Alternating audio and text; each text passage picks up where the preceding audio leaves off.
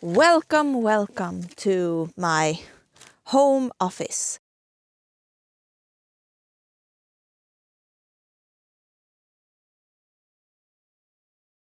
Today we are talking about Charlie's Angels. No, not the TV series from the 70s.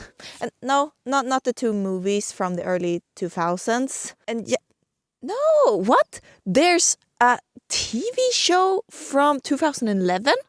Which Drew Barrymore produced? It's not that one either. This one from 2019. I haven't really seen that many people talk about this movie, which is kind of weird as it's such a fun and lighthearted movie that balances action and comedy in such a good way. Just feels like a great way to honor the earlier versions that were so popular. Going in to watch this new Charlie's Angels movie, I was actually excited.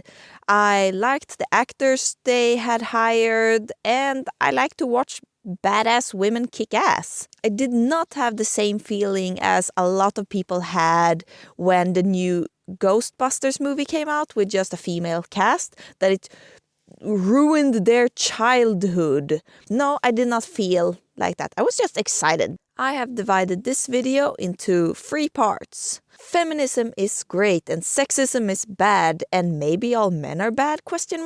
Why, oh why is this in the movie? Genuinely funny and good moments in the movie that I actually enjoyed. Feminism is great and sexism is bad and maybe all men are bad? Don't get me wrong, I love a big feminist message in any media, but maybe it doesn't have to be this explicit, and maybe it doesn't have to be the main thing of the whole movie that's just repeated over and over again. There is really just one man in the movie who is not really an asshole, and that is Black Bosley with his amazing socks, side note, and he gets killed off like very early in the movie. So there's that. Otherwise, we have the Chinese dude who only thinks about sex and money, and also he thinks that women are less than men and can never achieve as much as them, or at least that they shouldn't. You're sitting here eating my food, enjoying my view. By choice. No, I chose you to join me. The boss that is pretty sexist, gay Bosley who seems to be really angry at women, that security guard who is really just one of the nastiest characters in the movie, and he's just an extra who doesn't have that much screen time, but although he has more screen time than he should have. And the list just goes on like this. All men seems to be disgusting and all women are victims because of this.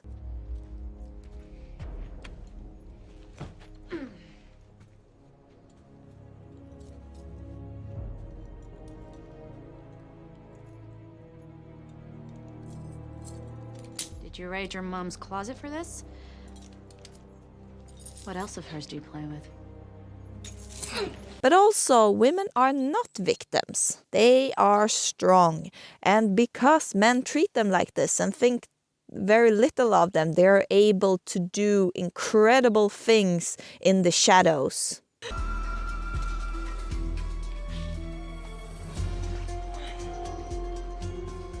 Did you know? What? It takes men an additional 7 seconds to perceive a woman as a threat compared to a man. Isn't that wild? I get it. What woman haven't done this? Just pretended to be weaker than you really are to get sympathy from men, and then you annihilate them.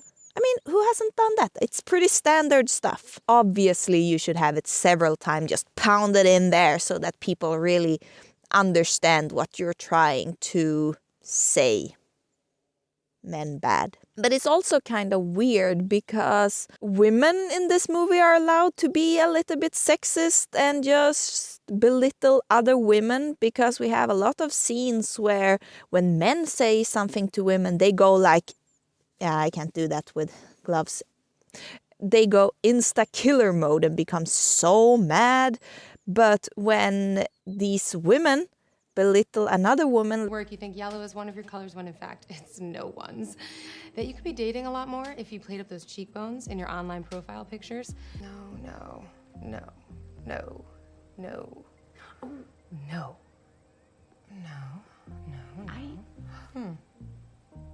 Bowl cuts. Bowl cuts. Bowl cuts. that seems to be fine. So what's the truth here? And then sprinkled throughout the movie, we also have these little things that are treated as comic relief. That's also just jokes about sexism, which I think would have been fine if these things would have been the only parts that would have poked fun at sexism. But they're just like more things about the same thing. Like a man can't open a package, so the woman has to do it because he is weak and she is strong. Why, oh why is this in the movie? The top of the list for me is the guy from all these romantic comedies. Can he act? Is he good at anything? It just seems like they put a person in a coat and just told him to stand there and then follow Jane around and just make doughy eyes at her. Like, what is he really doing there? Why did they make an origin story? They are rarely any good. Maybe just personal preference. I don't like origin stories because I don't need to know the background to why a person or a team became who they are. I just want them to be badass, and that's enough for me. It doesn't elevate the movie. No, it's just boring. It's just a bunch of stuff before they became awesome. Like, who wants to watch that? At least for this kind of movie. And that's one of the main things that made at least the movies from the early 2000s so good, because they were already a tight-knit team and they knew each other inside and out, and maybe they were a little gay for each other. Who knows? But that's just what made them stronger and the movie stronger. What's it there for? Who's it for? It's kind of boring. Those green screens.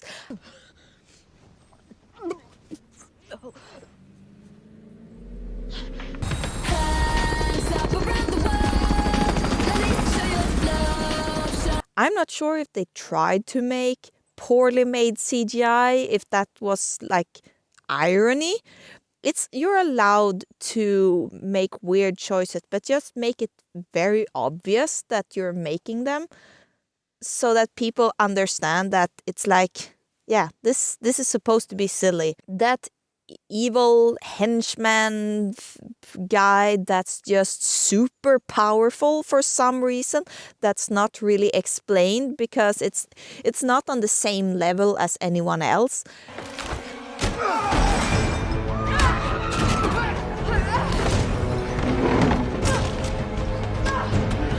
And he's really just a bad knockoff of the suits and black-haired guy that was in the earlier movies.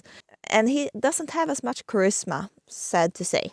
There were also a lot of weird dialogues that I don't really get if they were supposed to be funny or irony, but like they were said and no one reacted to them or thought they were weird. They were just treated like, yeah, this is normal. I have so many ideas.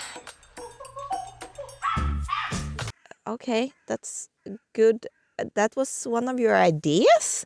Like, how bad were the other ideas? Like the guy that says, I have prepared a mini feast for you, and there's like 5 loaves of bread for 5 people? Why don't they say something about that freaking table, that buffet? There's so much food. Why no reaction? Give me a reaction. One interaction I do not enjoy. I'm saying it again. That weird, sexy nerd guy in the lab that Jane gets enamored by. Why does she think he is, like, interesting at all? You're adorable. He's just like this puppy that just follows her around. Why is she attracted to him? It's super weird. And yes, again, it's just personal preference. I didn't enjoy it at all. It's super weird, and you should just take it out because it didn't do anything for the movie and it's just icky. Please just... And also, he doesn't care that she just impaled a guy. He saw... Like, shouldn't you react to that instead of just, no, let's just look at that guy that's just dying and then flirt with each other. And no one's... Yeah. It's so weird how some dialogues and some events... And just to remove that part, okay, so sorry. That said, there were some interactions that I actually enjoyed, specifically the one between Sabina and the evil Asian guy that she helped capture in the beginning of the movie. Thanks, Elena. I have dreamed of this moment since the day I met you. Except your hair was longer. But I like this too. This is great. Hey, don't even think about it. You want to run away with me? God, you're so desperate. Hey, stop it. Elena! I want to live to see you again. And I just wished that he would have been a bigger part of the movie. But it says something about the movie when one of the side characters, that he and one of the angels have a better and more engaging relationship than the angels that are supposed to be the ones that we want to watch and follow. Genuinely funny and good moments in the movie that I actually enjoyed. No, the movie wasn't all bad. There were some things that I laughed at. There were some jokes that worked. And here they are. You guys are like lady spies, and I just need you to explain.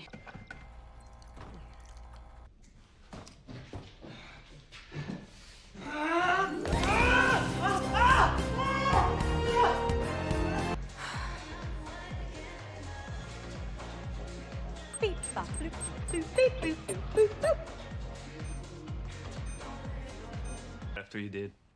And by the way, I have an airboat compress for the bruises. Nobody wants that. Okay, keep your bruises. He's been in there all the time. You hid a person in my Louis XIV? What is wrong with you? No sense of humor, that's your problem. Ah, well, that's a shame. Obviously, this is a disappointing setback, but we have time. Just get John on the phone. Now. Well then, wake him up.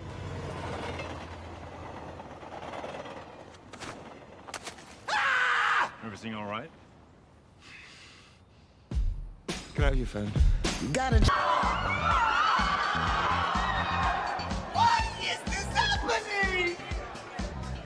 Also, why would you let that random boss person be the funniest and weirdest one of the movie? He's not that important. It's kind of weird to give it away to him. The boss person, Sabina, and the Asian guy should have been the team, the spy team. That would have been a fun movie to watch. The weirdest part about this movie, though, is that in the last 30 minutes, it kind of got okay. It was sick flow, bro.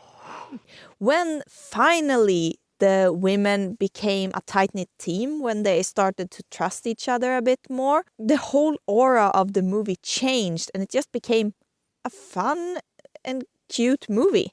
Also, side note, I love seeing Kristen Stewart just having fun with a role. So I don't really think there will be another movie with this trio because it didn't really do that well. But I wouldn't mind seeing another movie. Now that they've moved past the origin story, they can start making like a fun and silly action movie with 3 badass women that are strong and just have this special bond that maybe is a little bit gay.